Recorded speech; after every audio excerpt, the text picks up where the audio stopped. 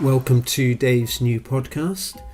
Just yesterday I was watching a movie starring Cameron Diaz called Bad Teacher. Cameron Diaz plays Elizabeth Halsey, who's this junior high school teacher who's a very bad teacher.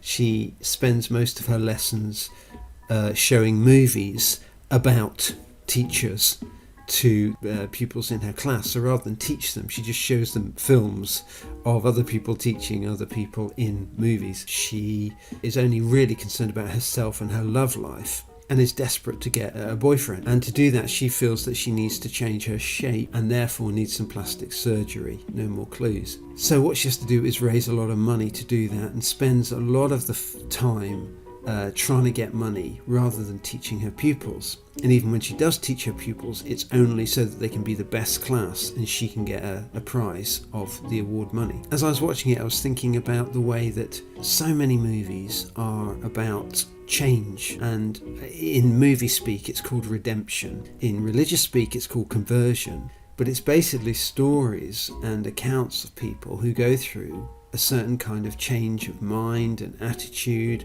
and position in life and all that sort of thing. One of the things that makes Bad Teacher interesting is the way that the character changes, because she doesn't become, in a sense, a good teacher.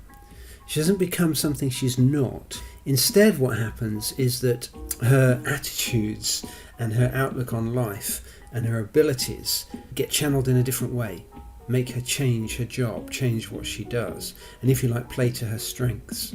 It seems to me that's what you find in stories in the Bible. I mean, a very small story really about James and John, who Jesus gave them a nickname. He called them the Sons of Thunder. Now my guess is he called them that because they had big mouths.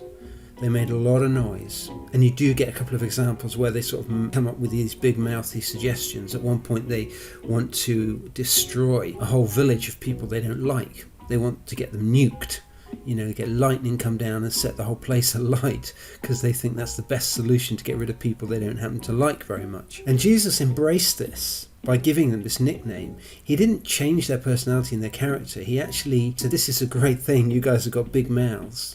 You can be the Sons of Thunder, as far as I'm concerned. And I think what Jesus foresaw these guys doing, and in fact what they did, was when they got to know Jesus better and their lives began to turn in a new direction, they wouldn't shut up about him. And I believe today in Jesus, and 1.2 billion people on the planet believe and follow Jesus, because James and John were part of that small first group of people who started to follow, and they wouldn't shut up about what had happened to them. So the whole Bad Teacher change reminds me of that, because it's not the change you expect. James and John don't become nice, quiet, well-behaved Christians. They become something else. It's like Jesus takes their personalities and leads them off in a new direction. Thanks very much for listening. That was Dave's podcast.